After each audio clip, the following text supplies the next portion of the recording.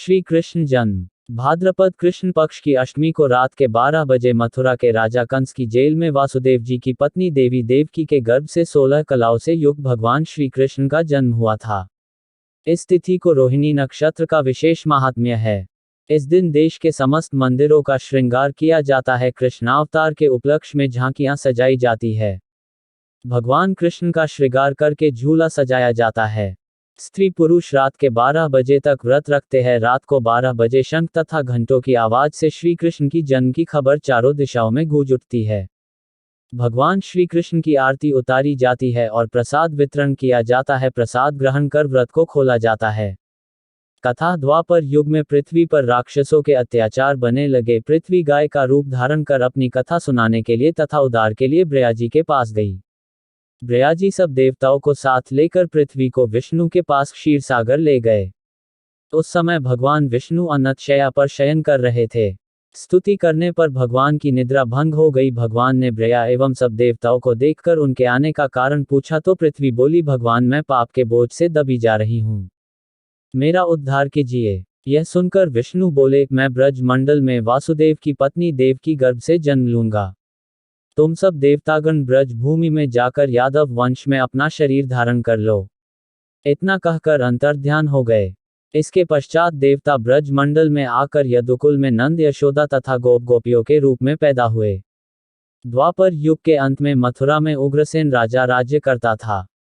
उग्रसेन के पुत्र का नाम कंस था। कंस ने उग्रसेन को बलपूर्वक सिंहासन से उतारकर जेल में डाल दिया और स्वयं राजा बन गया। कंस की बहन देवकी का विवाह यादव कुल में वासुदेव के साथ निश्चित हो गया। जब कंस देवकी को विदा करने के लिए रथ के साथ जा रहा था तो आकाशवाणी हुई कि, हे कंस, जिस देवकी को तू बड़े प्रेम से विदा करने कर रहा है उसका 8वां पुत्र तेरा संहार करेगा। आकाशवाणी की बात सुनकर कंस क्रोध से भरकर देवकी को मारने को तैयार हो गया।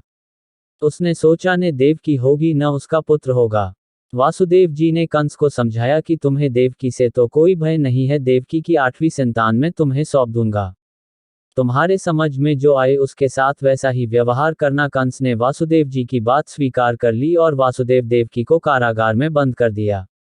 तत्काल नारद जी वहां पहुंचे और कंस से बोले कि यह कैसे पता चला कि 8वां गर्भ कौन सा होगा, गिनती प्रथम से या अंतिम गर्भ से शुरू होगा। कंस ने नारद जी के परामर्श पर देवकी के गर्भ से उत्पन्न होने वाले समस्त बालकों को मारने का निश्चय कर लिया।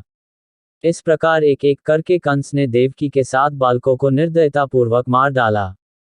भाद्रपद के कृष्ण पक्ष की अष्टमी को रोहिणी नक्षत्र में श्री कृष्ण का जन्म हुआ। उनके जन्म लेते ही जेल ही कोठरी में प्रकाश फैल गया। वासुदेव देवकी के सामने शंख, चक्र, गदा एवं पद्मधारी चतुर्भुज भगवान ने अपना रूप प्रकट कर कहा, अब मैं बालक का रूप धारण करता हूं, तुम मुझे तत्काल गोकुल में नंद के यहाँ पहुंचा दो और उनकी अभी अभी जन्मी कन्या को लाकर कंस को सौंप दो। तत्काल वासुदेव जी की हथकड़ियां खुल गई। दरवाजे अपने आप खुल गए। पहरेदार सो गए। वासुदेव कृष्ण को सूप में रखकर गोकुल को चल दिए। रास्ते में यमुना श्री कृष्ण के चरणों को स्पर्श करने के लिए बने लगी। भगवान ने अपने पैर लटका दिए। चरण छूने के बाद यमुना घट गई। वासुदेव यमुना पार कर गोकुल में नंद के यहाँ गए। बालक कृष्ण को यशोदा जी की बगल में सुलाकर कन्या को लेकर वापस कंस के कारागार में आ गए। जेल के दरवाजे पूर्ववत बंद हो गए। वासुदेव जी के हाथों में हथकड़ियां पड़ गई। पहरेदार जाग गए। कन्या के रोने पर कंस को खबर दी गई। कंस ने कारागार में जाकर कन्या को लेकर पत्थर पर पटक कर मारना चाहा, परंतु वह कंस के हाथों से छूटकर आकाश में उड़ गई और देवी का रूप धारण कर बोली, हे कंस, मुझे मारने से क्या लाभ, तेरा शत्रु तो गोकुल में पहुंच चुका है। यह दृश्य देखकर कंस हतप्रभ और व्याकुल हो गया।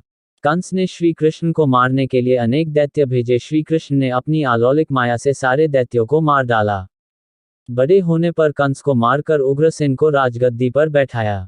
श्री कृष्ण की पुण्यतिथि को तभी से सारे देश में बड़े हर्षोल्लास से मनाया जाता है।